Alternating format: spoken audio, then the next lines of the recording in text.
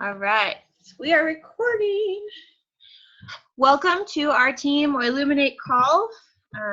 This is a unique one. We're doing it on Zoom.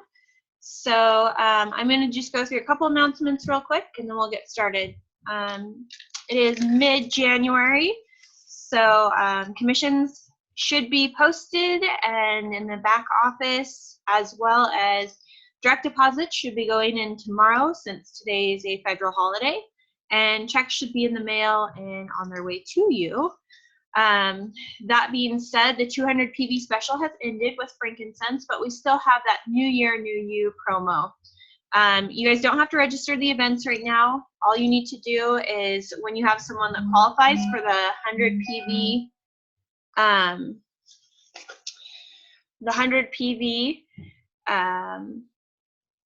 sorry. Okay, sorry, some people are having issues hopping on. Okay, so if you have the 100 PV qualifying LRP order, and then you have, sorry, I'm gonna turn my phone off because people are texting me. 100 PV qualifying order, and then 100 PV LRP order in February. All you have to do is enter New You 17 for that code, so the site to register all of your classes is down. So you don't have to register them. That's just the qualifying code that they need once they put in their LRP order to qualify for the New Year, New You promo. So team training is tomorrow. If you are on my downline at my house, and if you're able to make it, please do. If you're not able to make it, please hop on Zoom. This is our monthly team training. It's very important for you guys to be on. If you're on Deanna's downline, it will be on Thursday. Both are 6 to 8:30, and there's no potluck, so go ahead and make sure you eat, or you can bring some food for yourself to eat if you need. But it's really jam-packed. Like, if you guys really want to know how to maximize your business and really get things going, you really need to be at team training because it is pivotal to your business. Okay, so after that, I'm trying to think. We are gearing up for Diamond Club, so stay tuned for that. Deanna is going to be doing Diamond Club, so we will be contacting you guys about some awesome events we have in Spokane, as well as those of you who are not living in this area, what we can offer you outside of the area. Okay, so we are going to get in today's team call. This was done by Julianne Ellis in an event that I went to at a convention. It was a part of the Edge Success Leadership Academy. So this is just kind of a condensed version of what she talked about. And something that helps is if you're looking at placements, we're going to really talk about placements to maximize the compensation plan. Maybe we will do another video of just like basic placement rules. There's a little bit of basic stuff in here, but most of this is gearing towards trying to hit silver and really promoting that. And so if that is not your goal, if you're just trying to make day-to-day life work out, we'll do another basics one, but this is the advanced one because I wanted to get the advanced one done. But a lot of this applies regardless of where you're at. And again, I will try to talk a little bit about both, but most of it is gearing towards silver. Let's see here. So the first thing about placements is you're going to want to just go with your gut. You're going to want to just go with the gut instinct that you have and use your intuition. There's never going to be a perfect moment, a perfect answer. You just really have to go with what's inside of you. The best way to do that is using some patchouli and frankincense, rubbing those oils, over your solar plexus, smelling them, and really just using them to just really give you that instinct that you need within placements.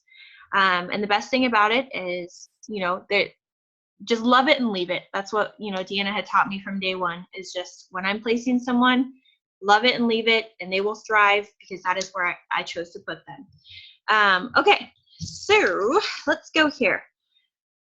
We are going to start with the next slide. Let's see if I can get my little clicker to go. So some basics. The enroller. that is a person who is working directly with the person that is enrolled. So if I am your enroller, I am working directly with you, and we're in direct contact with, irregardless of whether you are a customer or if you are a builder. If I'm your enroller, I'm your person of contact. And also, I'm the person that's getting paid on your fast starts. Any activity that you're doing, I'm the one getting paid for that. As well as I can be using you as a qualifying rank because I enrolled you. That's just first person jargon. A sponsor is different. So we want to really get the fact that enroller and sponsor are different things. Sponsor is just where that person is placed in your organization. So that is a little bit different than the enroller because sponsor only gets unilevel, and they are not going to be getting that fast start, things like that. And not always is the sponsor working directly with the person. In some cases, yes, but not always. And then I'm going to go to my pictures real quick. All right. So the next thing you guys need to think about is really qualifying the person. The person has said yes to doTERRA, and they've decided that it's an opportunity for them that they would like to explore. And you need to start qualifying these people of where they're at on their journey. You need to qualify the enrollment by identifying if they are a user, which would, in this case now, would be a wholesale customer, a sharer, which would be, they probably just want to earn some free product. They just want to get their products paid for, or a builder. And a builder could be part-time, they could be full-time, they want full-time wealth. They're really wanting to make a difference in their life, and that's going to be the builder aspect. Really from day one, you guys need to be talking to your qualifying people, whether they're enrolled or not. You need to be chit-chatting with the people that you're talking about with the oils and making sure that it's not you're waiting until the membership overview or the business overview to ask them about the business. You should be talking about this in your classes. You should be talking about it just as much as you talk about the oils, because we really do offer two different things. We offer, you know, natural alternatives for your family, but we also offer, you know, a different way, and the ability to become financially free with your family is really what doTERRA offers. There's two different packages that you could get on. And that's important to be talking about both of them at all times.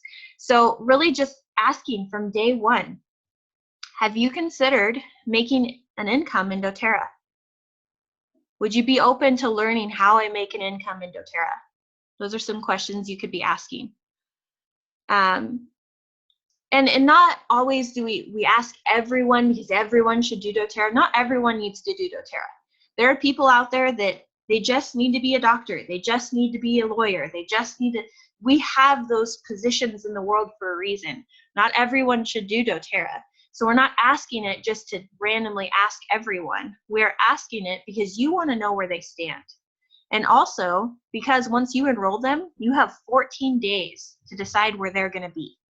You have 14 days to use that one move of where do I want them? And ideally, you want to know before you even enroll them where they want to be. But you know, you can also develop that and decide in 14 days, maybe they would best be placed here, and move them from there.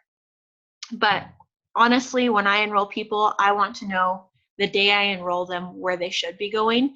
And as a backup, I will use that 14 days. But I don't try to use my 14-day move unless I absolutely have to. I really want to know where they're at, where their mindset is at the day that I enroll them. You never want to assume. You never want to say, oh, this gal, Janet, she was amazing, and I know she would be so amazing if she just said yes to the business. I've heard that from so many people. I've done it. Other people have done it. You never want to assume. You always want to know where they stand, because you will also start putting your agenda on them, and that may not be what they want. So some of us have people in our downlines that would be amazing, or you have that person that would be amazing, but you never ask, you never say things, but innuendoly you are sending them signals, and that might be misconstrued. So you want to just be open, be honest, ask where they're at. Okay, so what qualities to look for in a frontline leader? these are a little bit of Julianne's, and I'm going to kind of share both. But she's looking for a woman or a man age 35 to 45. My demographic is woman or man age probably about 23 to 30 is kind of where my people kind of fall. I have people that are older, younger, whatever. But usually that's within that age group. They're into natural things and essential oils. So they get it. They get the natural alternative lifestyle. It's not new to them. It's not something that they're afraid of. They're comfortable sharing this. They have business experience or in a leadership position. They're comfortable leading people. This is really what I'm looking for in a leader, not a builder, a leader. They have a need. They are hungry. They have a need. They want doTERRA financially. They hate their job. They need income. They want to change their life, you know, financially, what it's like. They want to build a financial pipeline. They love network marketing. They have a supportive spouse. This is important. You know, they don't necessarily have to be all about, you know, doTERRA, but they at least support them in their daily habits. You know, if they're going to teach a class, they're supporting them. They're helping if you guys have kids, or they're understanding if you need to leave and go do things. If you don't have a spouse, a supportive network of people. They have support systems throughout their life. They have an influence. They have something to say. They have something to say about life, about where they're at. And they're not afraid of being transparent. And they're not afraid about connecting with people on a deeper level. They have the ability to make friends easily. They have the ability to talk to someone. They're not afraid to just walk up to a stranger and be a kind person. That is the number one thing that I am looking for on my team. When I'm looking for a leader, I want someone that will just walk up to somebody and help them, and have that leadership, that servant-based leadership is really what I'm going for. And they have great communication skills. If there's anything that I can tell you in this business for you guys to develop, would be the ability to communicate with others. You know, I know lots of introverted people, and they have thrived in doTERRA, whether it's communicating online, on Zoom, whatever. Developing and cultivating your communication skill will be huge. Not only to be relatable to other people, but also so that you can develop and duplicate that within your team. Because if we aren't communicating, we're not going to be a good leader. So those are some quality skills and things that I really look for in a frontline leader. So some general guidelines of where we're going to be placing these people. So these are guidelines. You know, everyone does it a little bit different. I know that I haven't been doing things 100% to what she has explained in her topic. But it definitely, there's different ways to do it. And like she said, it's a guideline. Do what works for you. This is what her team does. I've adopted a few things that her team does. But there's just a basic guideline. So users and customers. So wellness or wholesale customers and users is what I put on here. They really should go on your third, fourth level if that is available. I know brand new people, that's not available in the beginning, which we can talk about in a more basic, but like I said, this is more driven towards silver. But really, wholesale customers and users are there to secure your power of 3, your 1500 is really where you're going to want those people at. Your sharers, people that are just wanting to get their product for free. Those people are going to be wanting to go on your third or fourth levels if you're a newer builder. If you're a newer builder, they're going to go on your second level. Those sharers, they will go on that second level. My whole slide didn't come through, unfortunately. So builders going for silver, you're going to want to place people, you're going to want to, if you're a person going for silver, you're going to want to place a builder on your first or second level. Does that make sense? So if you have a brand new builder in your business that's committed, they're going to go on your first or second level. Builders that are going for gold or to diamond, if you have a new builder into your organization, they will go on your first and on your third level. And I'll explain that in a moment. Really, you're doing that third level because you're going to be keeping the enrollment of those builders so that you don't have to give up the enrollment and it can still be used to build some depth. And then if you're going for diamond and up, you're going to be focusing on builders being implemented on your first level, your third, and your fourth level. So let's see here.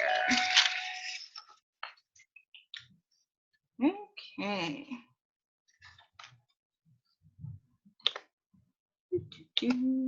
So some strategies I'm going to be talking about today are placeholder, high enrolling builder, insurance leg, taprooting versus stacking, and enroll in the hole. And then I will talk about each of these individually, and I've made up a little outline so that you guys can learn from that. So we're going to talk about placeholder first. So placeholder. This is going to be on the top. This is you, and then let's say that you're just going for silver. So these are your people that you have. We have Sally, we have Jane, and we have Bob. And placeholders really are someone that you love and you trust. And really you're just holding a spot in your organization for you to wait to find a builder. Once you've found the builder, you're going to transfer them into that placeholding spot. You need to be very careful who you use. This has to be someone that you trust, your grandma, your mother, your dad, not your husband, you can't do your husband, someone that doesn't live with you and can be a placeholder. The reason why you need to love and trust this person is because they could potentially be earning money. This is a temporary position. This is not a long-term 1-2 year type situation. This is a very temporary position that you are just going to use someone and their social, and they will be earning some income with doTERRA, and you want it to be temporary because if you start to build this business underneath them and they start getting some pretty good checks, it's going to be really hard for them to want to release that position and that income. So for you to get a new builder into this placeholder position, and I have going to spotlight this. This is this placeholder position. Sally, say my grandma Sally is my placeholder. For this to become a new builder, for me to put somebody in here, my grandma Sally has to sign off on that. And if grandma Sally is really loving that money, she can choose not to sign off. So this should not be a customer. This should not be someone that you met in doTERRA. This needs to be someone that you love and trust. So probably a family member. But really with a placeholder, what's nice about the wholesale customer is we could have this placeholder, Grandma Sally. We could put a couple of wholesale customers under Grandma Sally, right under here. So I'm going to draw a little bit here. So let's say we put some customers under Grandma Sally. They're just wholesale customers. And let's say that this one right here has decided that they want to build. Let's say, I don't even know, Molly. This is my customer, Molly. And she wants to build. And she's ready to, and she is out, she's out of her 90 days as a wholesale customer. What's nice with that is we have a 90-day wholesale customer move. What they do is they upgrade to a wellness advocate, and they turn over their social. And what you can do is you have a couple of options. What we can do here is we can take Grandma Sally and do an account transfer of Molly. So Molly can transfer into Grandma Sally's position. Grandma Sally is going to go off and away. She's going to be inactive.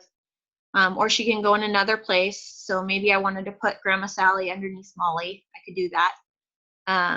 But she's going to go off and away, and Molly would now be the leader of this leg. So it's convenient that we have the wholesale customer 90-day move, that we can do that.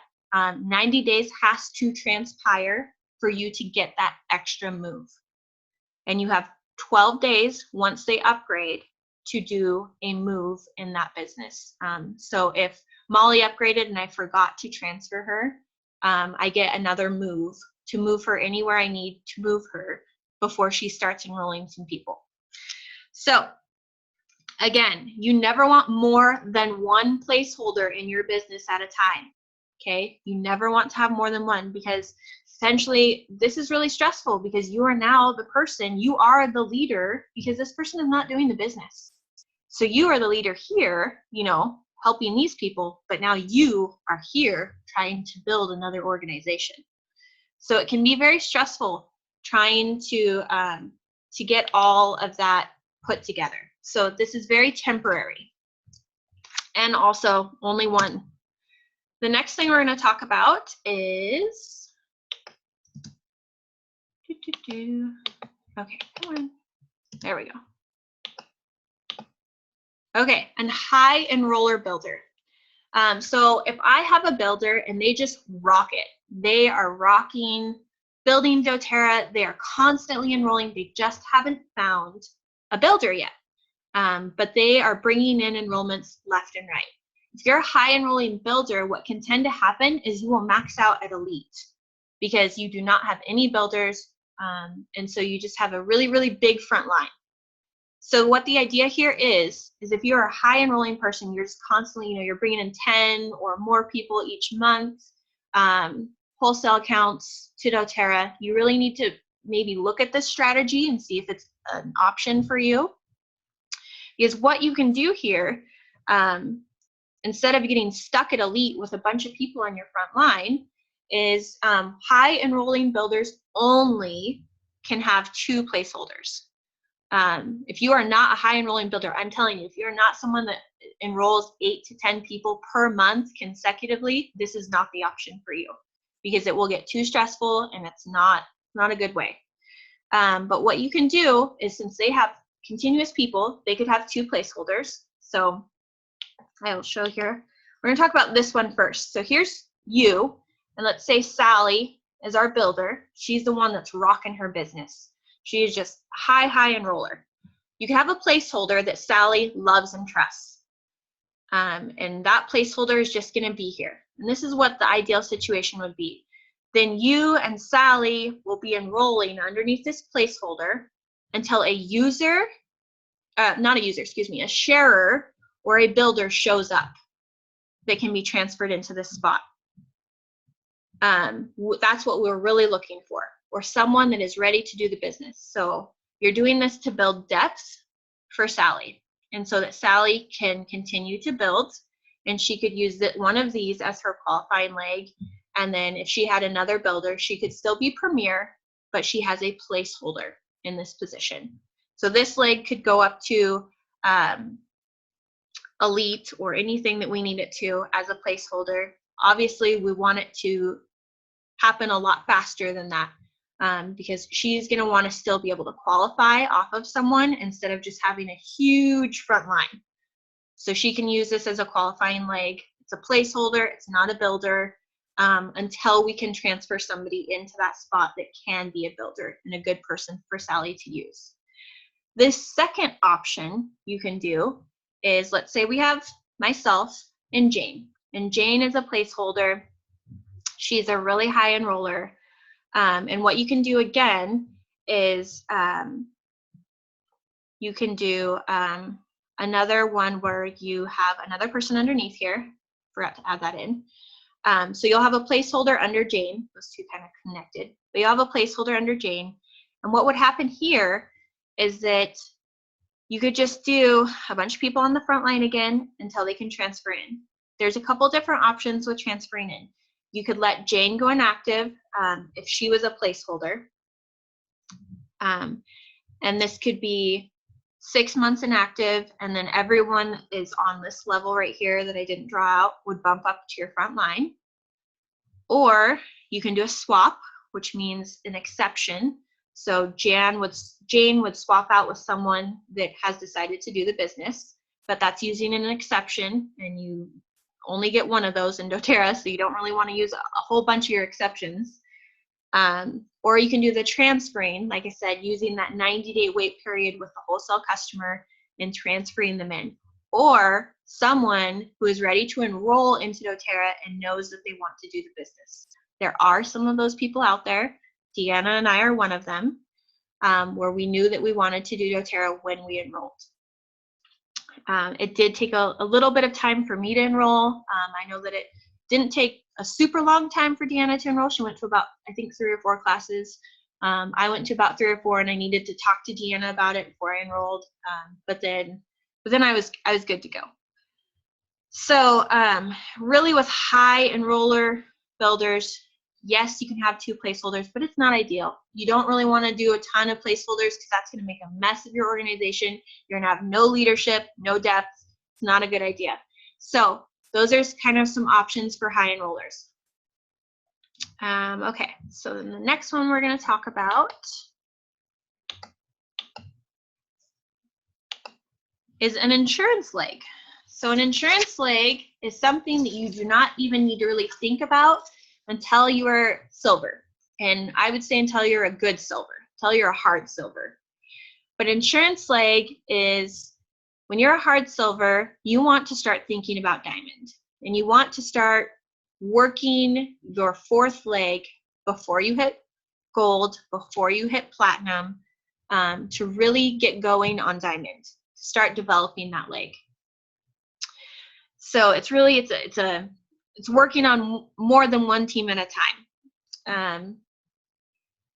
And it's also a great way, again, to focus on diamond, but it's also a great way to just secure your rank.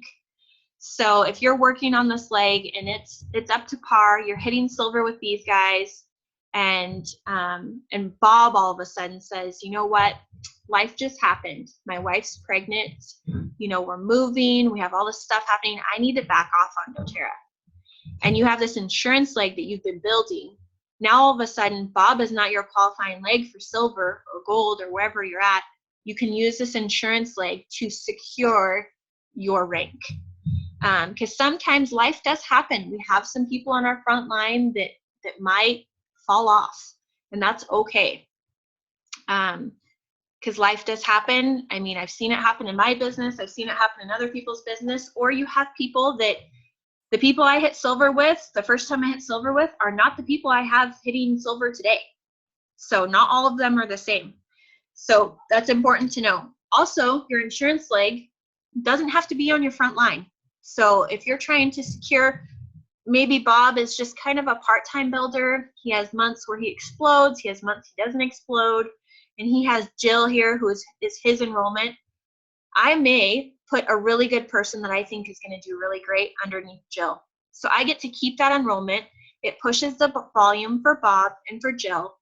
And say that Bob cannot hit Premier for me to hit gold. He just can't get that other leg happening. But this insurance leg that I've made is hitting Premier on its own. I have this enrollment of this person, so I can qualify as gold off of this leg, and Bob's leg, but I'm not using Bob. I'm gonna draw this. I'm not gonna use Bob. I'm gonna use this insurance leg right here. Because I have the enrollment, you can only qualify off of one person per leg. So this whole leg right here, I can only use Bob, or I can use my insurance leg because I have these 2 enrollments. I cannot use Jill because she is Bob's enrollment. But I can use this insurance leg, or I can use Bob. So say Bob can't hit Premier. Well, this insurance leg is hitting Premier because I've helped structure it. So now I can still maintain my rank even though Bob is having a hard time. Does that make sense, guys? Okay, so that is your insurance leg.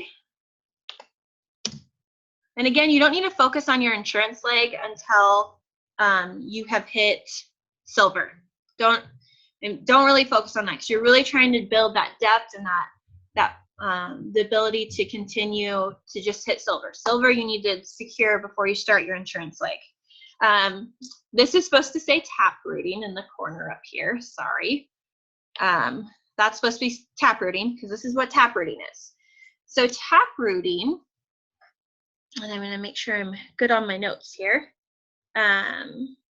Yeah, so taprooting is you building depth and maximizing your compensation plan.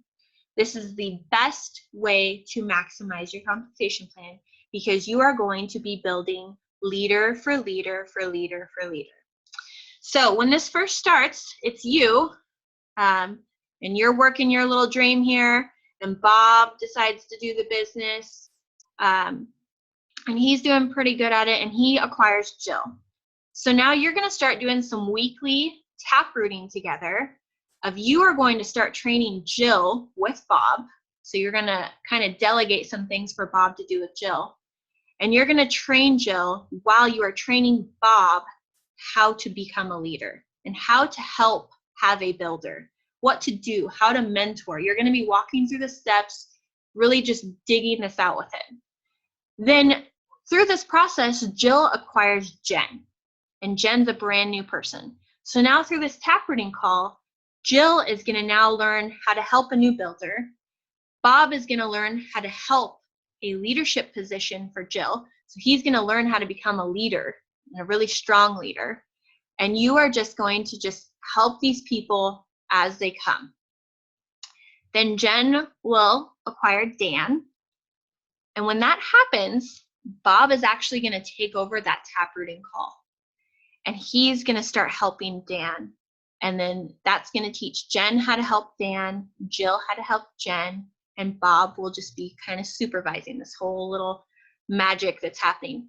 The important thing to understand, the only person you have enrollment of over this whole situation is Bob. You do not have any of the other enrollments. And the only person Bob has enrollment of is Jill. These are all direct enrollments. So Bob is the enroller of Jill. Jill is the enroller of Jen.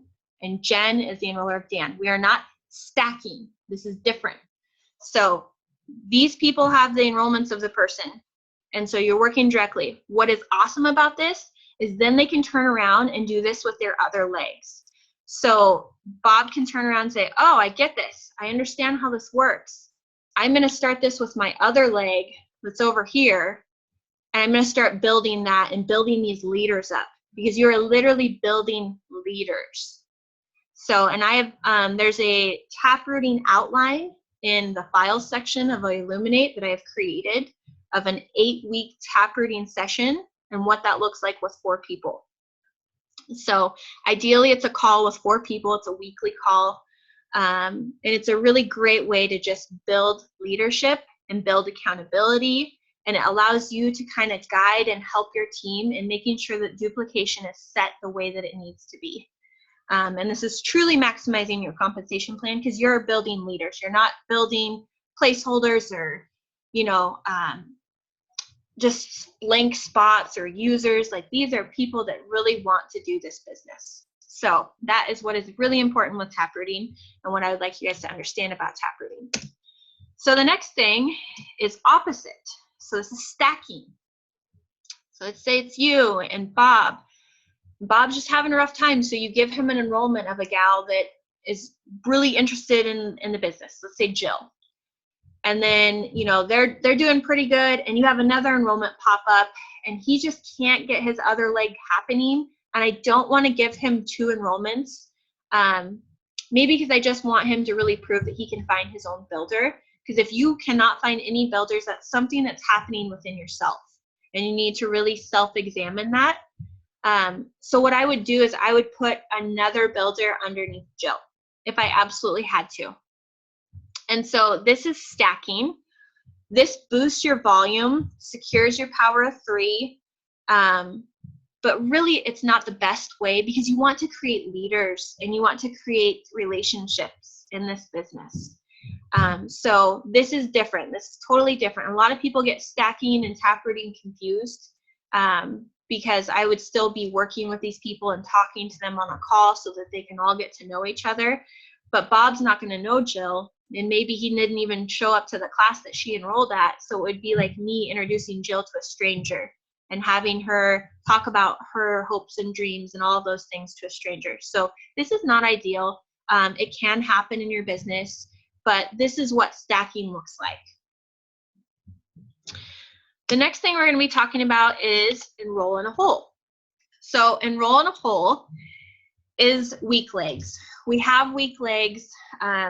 It just happens in doTERRA, whether it's someone that maybe is just on the brink of, trying to figure something out. Maybe they're having a rough time. Maybe they have a kiddo.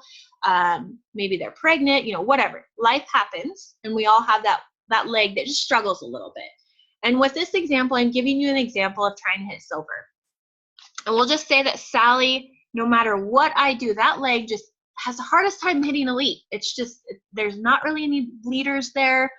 And it has a hard time. Jane and Bob, they're doing great. They're hitting elite or higher. They're just rocking their businesses. But this leg, it's that one leg that we always have, So what I would do with that is enroll in the hole. So enroll in the hole is you enroll in the hole until a builder shows up. So the hole here is underneath Sally. And what we would do is we would enroll and just enroll wholesale customer, wholesale customer, wholesale customer. Or, share or a user until a sharer or a builder shows up.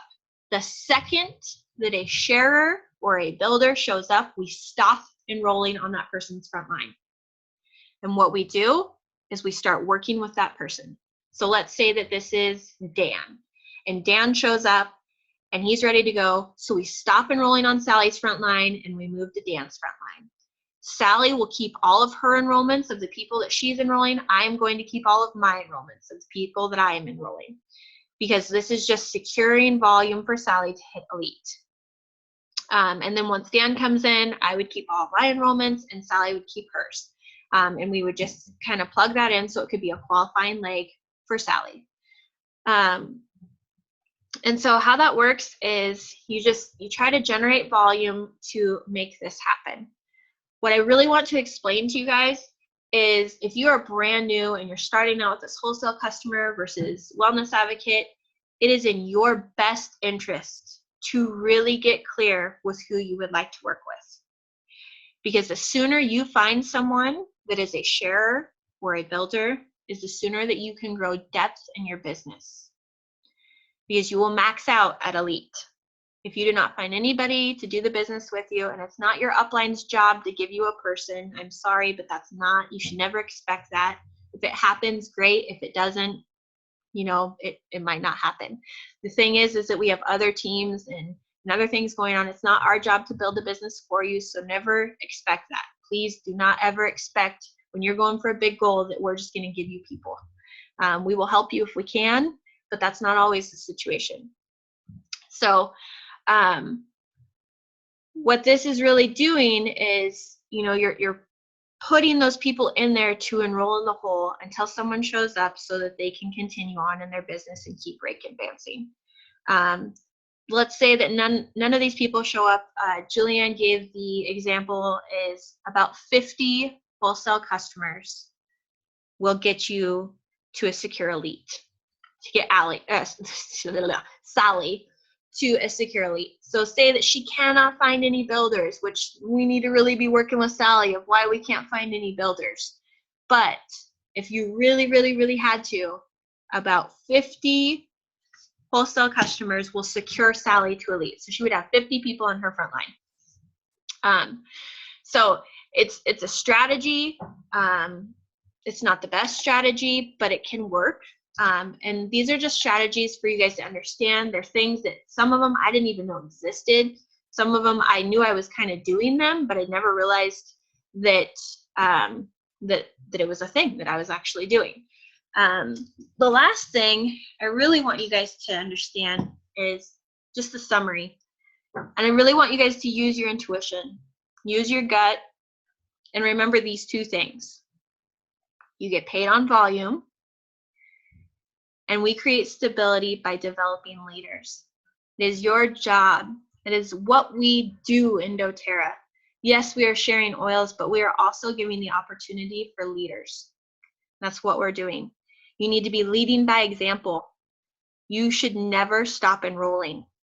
You are asking people to go find people to enroll. You're asking people to create this business and to go sample and to go teach. And the second you stop doing those things, That is not going to happen in your business. It will be a standstill.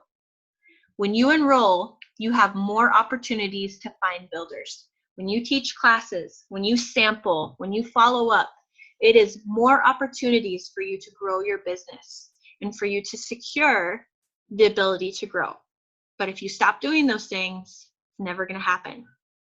So those are the things I really wanted to talk about with you guys. If you have more in-depth questions, I will hop off the recording and you guys, I'll hang on here. And if you have any questions, we can talk about those things.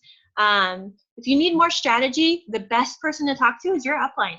That is absolutely the best person in the whole wide world to talk to. We all have situations that we've been through. Deanna and I have had situations, just strategy-wise. If you are silver and above, another great person to call and talk to is your account manager.